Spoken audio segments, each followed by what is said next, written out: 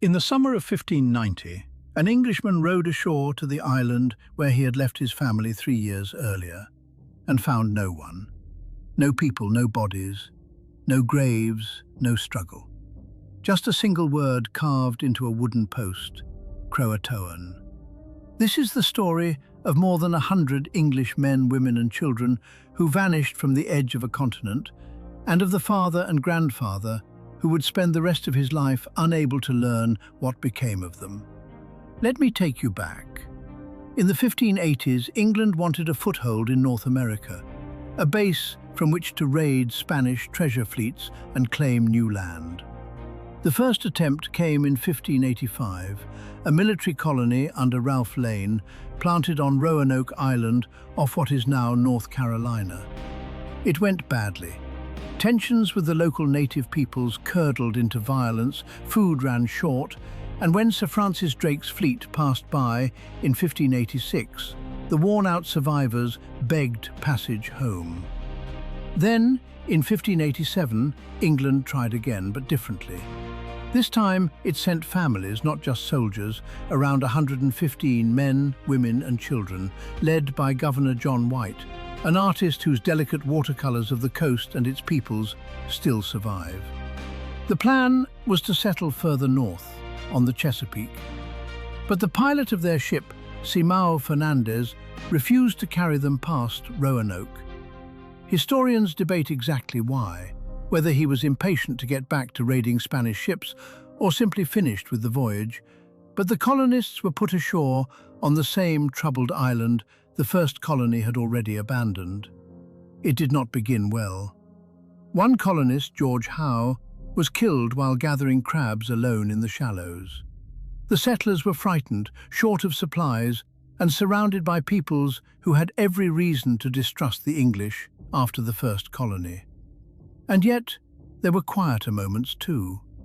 On the 18th of August, 1587, White's daughter Eleanor gave birth to a girl, Virginia Dare, recorded as the first English child born in the Americas.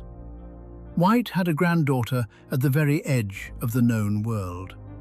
Days later, the colonists pressed him to do the one thing no governor wants to do: leave them. They needed supplies from England, and they argued he was the only man with the standing to secure them. He agreed, reluctantly, and sailed east, expecting to be gone a matter of months. He would not return for 3 years. The reason was war. England was locked in conflict with Spain, and in 1588 the Spanish Armada bore down on the coast. Nearly every seaworthy ship was held back for national defense.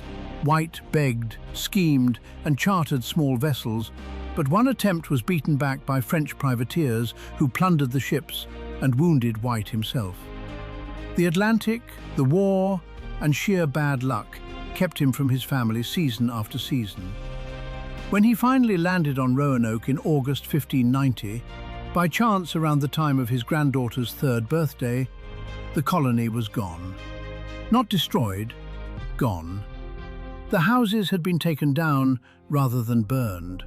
A defensive palisade of logs had been raised around the cleared site, and carved into one of the posts was that single word: CROATOAN. On a nearby tree, the letters CRO. Here is the detail that haunts every researcher. Before he left, White and the colonists had agreed on a signal. If they were ever forced to move away in distress or danger, they would carve a Maltese cross beside any message. White found no cross.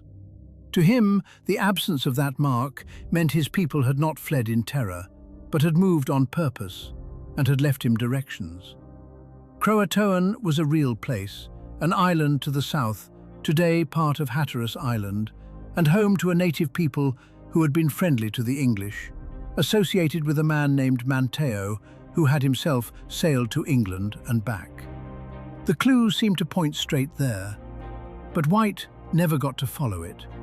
A storm rose, his anchors were lost, his crews refused to risk the shoals, and the ships turned for England.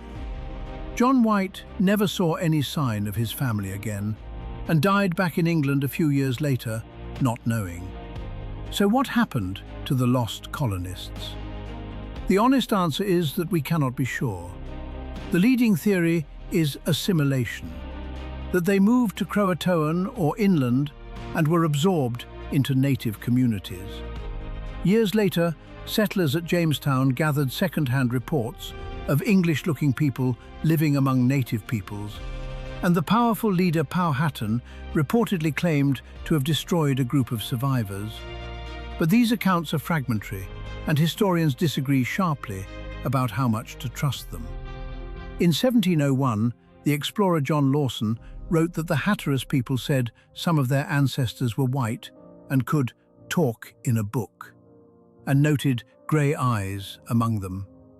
It is suggestive. It is not proof. Modern archaeology has reopened the case.